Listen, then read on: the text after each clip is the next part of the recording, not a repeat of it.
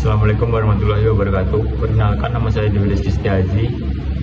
Saya dari Prodi Sistem Informasi 4A ingin menjelaskan tentang sistem informasi strategis dan sistem antar organisasi. Presentasi ini akan mengupas definisi peran penting dan manfaat sistem informasi strategis dan sistem antar organisasi dalam mencapai keunggulan kompetitif. Pengertian sistem informasi strategis. Sistem informasi yang dirancang untuk mendukung atau membentuk strategi kompetitif organisasi, bukan sekedar operasional. Pemanfaatan inovatif. Bukan jenis sistem informasi baru, melainkan cara inovatif dalam memanfaatkan teknologi informasi yang ada untuk mencapai tujuan teknis. Contoh pelopor. Sabre, American Airlines, mengubah industri penerbangan. ATM Citibank, memberi keunggulan layanan perbankan. Karakteristik sistem informasi strategis. Keunggulan kompetitif, membantu menciptakan dan mempertahankan posisi untuk di pasar dan melalui inovasi atau di efisiensi. Dukungan visi strategis, digunakan secara kreatif untuk mewujudkan tujuan jangka panjang dan arah organisasi. Fleksibilitas level, tidak terbatas pada tingkat pengambilan keputusan tertentu, dapat berdampak di seluruh hierarki. Contoh kasus sistem informasi strategis.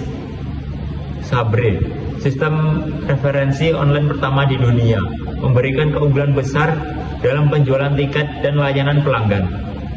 ASAP, sistem otomatisasi pemesanan pelanggan yang mengintegrasikan pemasok dengan rumah sakit, mengurangi biaya dan waktu.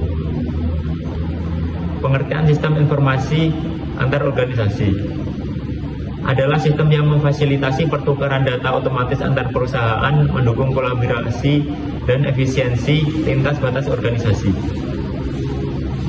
1. Yaitu berbagi informasi, memungkinkan dua atau lebih organisasi untuk berbagi data secara elektronik atau otomatis. 2. Pertukaran data otomatis, mengurangi investasi manual dalam transaksi bisnis antar perusahaan. 3. Electronic Data Interchange adalah teknologi utama yang digunakan dalam iOS. Manfaat sistem informasi antar organisasi yaitu 1. Efisiensi rantai pasok, mempercepat aliran informasi dan barang, mengurangi lead time. 2. Komunikasi lebih baik, meningkatkan koordinasi dan transparansi antar mitra bisnis. 3. Pengurangan risiko, meminimalkan kesalahan manusia dan penipuan dalam transaksi. 4. Penghematan biaya, mengurangi biaya operasional dan administrasi melalui otomatisasi. 5. Kolaborasi dan inovasi, mendorong pengembangan produk layanan baru bersama-sama. Tipe-tipe sistem antar organisasi. 1. Resource pooling, berbagi sumber daya fisik atau digital untuk keuntungan bersama, misalnya gudang bersama. 2. Operasional cooperation, kerjasama dalam kegiatan operasional seperti produksi bersama atau pengadaan. 3. Operational coordination, menyelaraskan proses bisnis antar organisasi untuk mencapai efisiensi maksimal. 4. Complementary cooperation, kerjasama di mana setiap pihak melengkapi kekurangan pihak lain, misalnya dalam pemasaran. Hubungan SIS dan iOS. 1. iOS berbagian strategi.